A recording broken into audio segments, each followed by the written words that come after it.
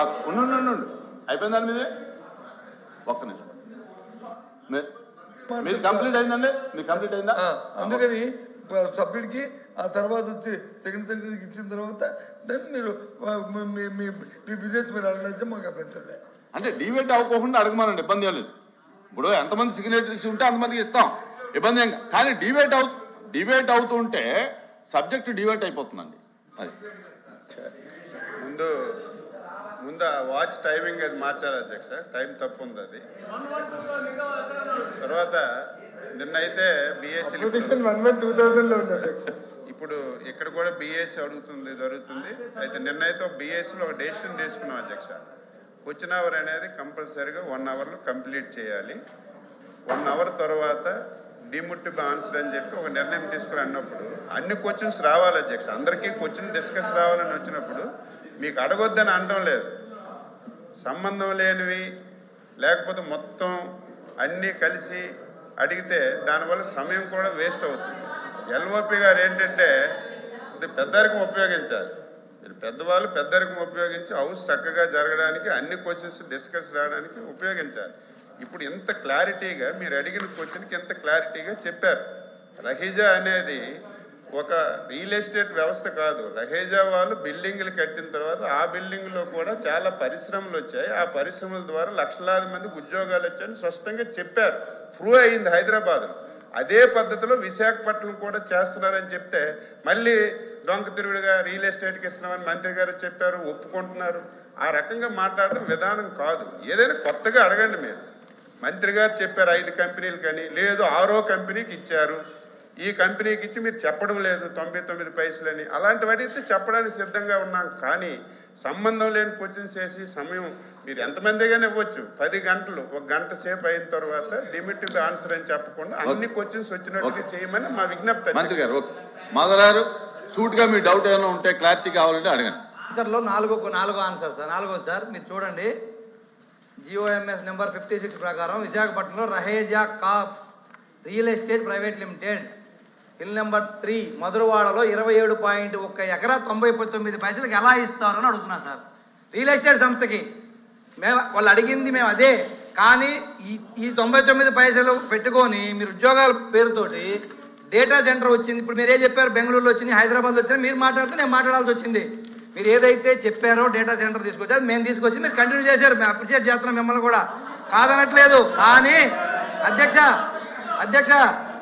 Google alphabet company అధ్యక్ష 24 లక్షల square feet office space రెంట్కి తీసుకొని 22,000 సీటింగ్ కెపాసిటీ తోటి అధ్యక్ష వారం క్రితమే అధ్యక్ష కర్ణాటకలో కంపెనీ పెట్టుకుంది అదే విధంగా మనం ఎందుకు మూవ్ అవ్వలేదని అడుగుతున్నా అధ్యక్ష మనమేమో భూములు ఇస్తున్నాం 99 పైసలకి కానీ భూములు లేకుండానే ఉద్యోగాలు తెచ్చుకుని పక్క రాష్ట్రాలు ఆయన చెప్పారు తెలంగాణ కర్ణాటక మాట్లాడారు ఆంధ్ర గురించి మాట్లాడాలి మేము ఆయన తెలంగాణ గురించి ఎందుకు మాట్లాడతాడు ఆయన ఈ రకంగా ఉంటే కూర్చోండి నా పూర్తవడం ఏంటిదే మీ పూర్తవడం ఏంటండి కూర్చోండి మాధవ్ గారు నా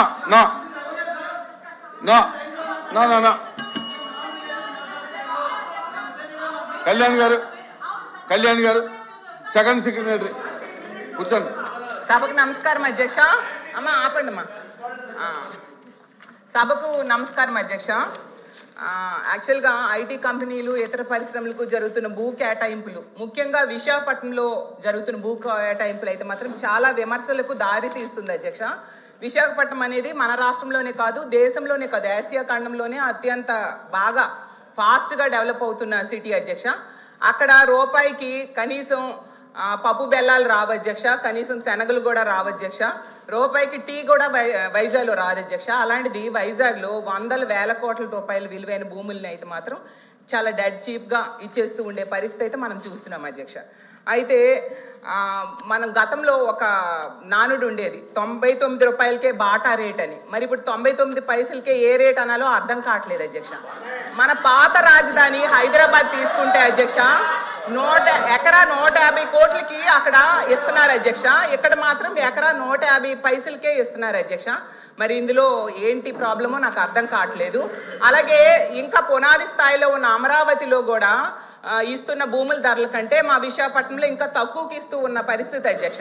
యాక్చువల్గా భూ కేటాయింపులు అనేవి వెనకబడిన ప్రాంతాలు, మారుమూల ప్రాంతాల్లో తక్కువ ధరకి ఇస్తారు. ఎందుకంటే ఆ ప్రాంతం అభివృద్ధి చెందాలని, అలాగే అక్కడ చీప్గా కూడా ధరలు భూములు ఉంటాయి కాబట్టి ఇస్తూ ఉంటారు అధ్యక్ష. మరి ఇంత కాస్ట్లీ ల్యాండ్ని ఎందుకు తక్కువకి ఇస్తున్నారో ప్రభుత్వమే చెప్పాలి అధ్యక్ష.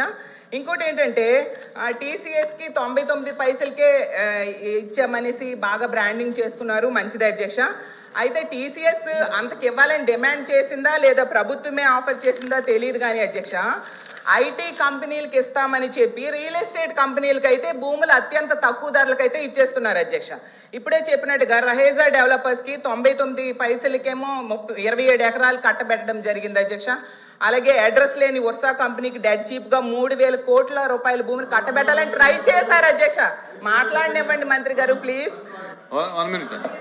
1 second అధ్యక్ష, మళ్ళీ నేను ప్రశ్నిస్తున్నా. నేను 5 కంపెనీలని చెప్పాను అధ్యక్ష. 6వ కంపెనీ పేరు మేడం గారు ప్రస్తావించారు. ఆధారాలు పెట్టమని హౌస్ ఆరోపణలు చేసి బయటకు వెళ్తాను.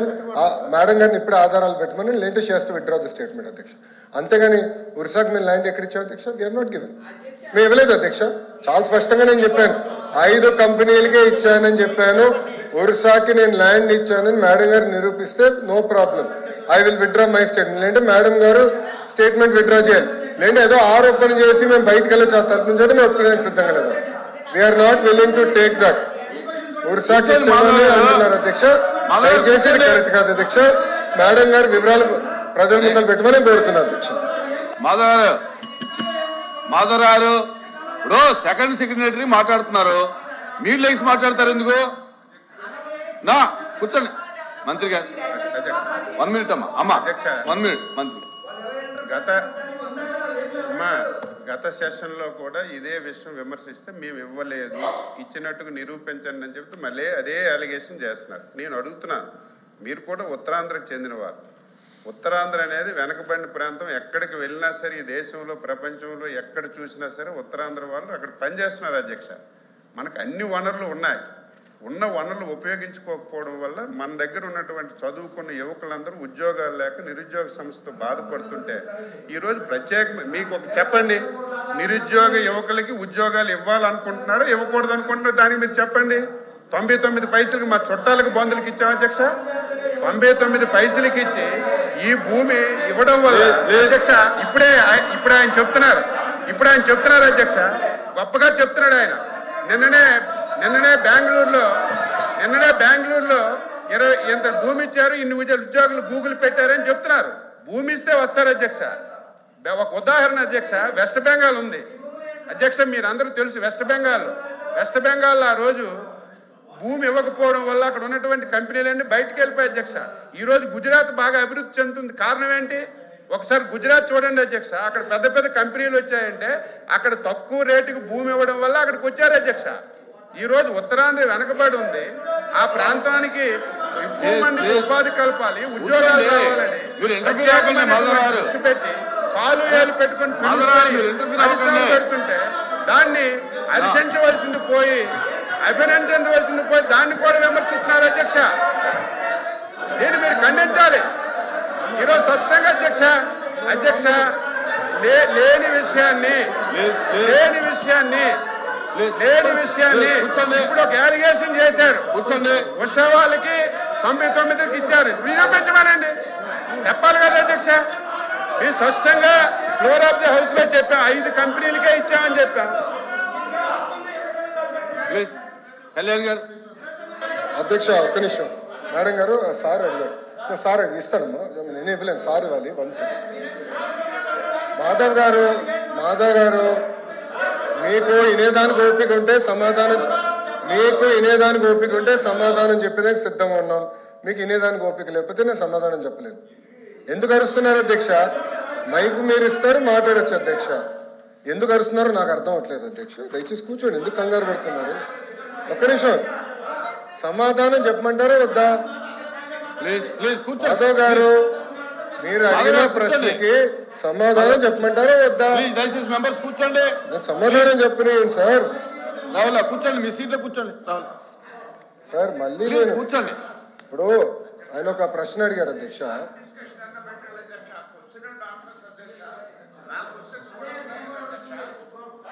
అధ్యక్ష ఇప్పుడు అధ్యక్ష నన్ను సమాధానం చెప్పాలి అధ్యక్ష, ఎందుకంటే మంత్రి గారు మాట్లాడతారు. కూర్చోండి కూర్చోండి, వీర్రాజు గారు కూర్చోండి. అధ్యక్ష కూర్చోండి ప్లీజ్, మెంబర్స్ కూర్చోండి ప్లీజ్, మెంబర్స్ కూర్చోండి. అమ్మా 2000 మాట్లాడదు కూర్చో. అధ్యక్ష ఇప్పుడు అడిగిన ప్రశ్నకి నేను సమాధానం చెప్తున్నాను. ఓకే, మీరు అడిగారు ఇంకా కొన్ని కంపెనీలు ఆంధ్ర రాష్ట్రానికి తీసుకురండి, లేదంటే పక్క రాష్ట్రాలకు వెళ్తున్నాయి. ఎస్, ఇప్పుడు ఈరోజు భారతదేశంలో 100 రూపాయలు పెట్టుబడి వస్తే దాంట్లో సుమారుగా 25.3 రూపాయలు ఆంధ్ర రాష్ట్రానికి వస్తున్నాయి. 25.3 పూర్తి చేయలేదు సార్. కూర్చో స్వామి, సార్ వినవయ్యా స్వామి. అరే రే రే రే గారు నా ఇప్పుడు ఓకే, మరో సభ్యులు ఒకటి ఆలోచించాలి అధ్యక్ష. ఇప్పుడు ఒకసారి ఆలోచించాలి అధ్యక్ష. ప్లీజ్ మాధవ్ గారు లెక్కల్లోకి వెళ్తే 151 11 అయినాయి. టీమ్ 11 తయారైంది. అది కూడా మాట్లాడదామా, డిస్కస్ చేద్దామా? ఓకే, మీ సీన్ రిపీట్ అవుతుంది, ఎందుకు కంగారు పడుతున్నావు అధ్యక్ష? ఇప్పుడు ఇట్లా వెళ్తే ఆనాడు హెరాస్ చేయలేదు అధ్యక్ష. 2019 నుంచి 24 వరకు మోహన్ దాస్ పై గారు ఏమన్నారు? There is economic terrorism in Andhra Pradesh అన్నారు. మీరు ఇట్లనే అమర్ రాజా బ్యాటరీని హెరాస్ చేస్తే వాళ్ళు వెళ్ళి ఎక్కడ పెట్టుబడులు పెట్టారు? తెలంగాణ రాష్ట్రంలో పెట్టుబడి పెట్టారు. వెళ్ళలేదు, ఎక్కడికి వెళ్ళింది ఆర్సిలర్ మిత్తల్? ఎందుకు ఎక్కడికి వెళ్ళింది? మాధవ్ గారు, మీరు వాస్తవాలు తెలియకుండా మీరు మాడటం కరెక్ట్ కాదు. ఆర్సిలర్ మిత్తల్ ప్రాజెక్ట్ ఉత్తరాంధ్రకు వస్తుంది. మేము భూములు కేటాయించాం, ఎన్వైరన్మెంటల్ క్లియరెన్స్ చేయించాం. పక్క రాష్ట్రాలు 10 సంవత్సరాల ప్రాజెక్ట్ ముందరికి వెళ్ళకపోతే ఇక్కడ ఉన్న మా మంత్రి టీజీ భరత్ గారి నాయకత్వంలో 16-17 నెలల్లో వాళ్ళని తీసుకొచ్చాం. That is going to be India's largest steel plant.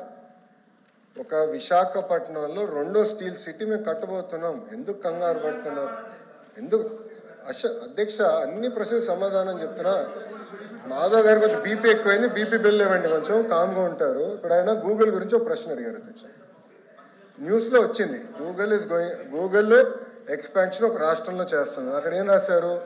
చాలా స్పష్టంగా ఆఫీసు అద్దెకి తీసుకుంటున్నారు అని వాళ్ళు చెప్పారు.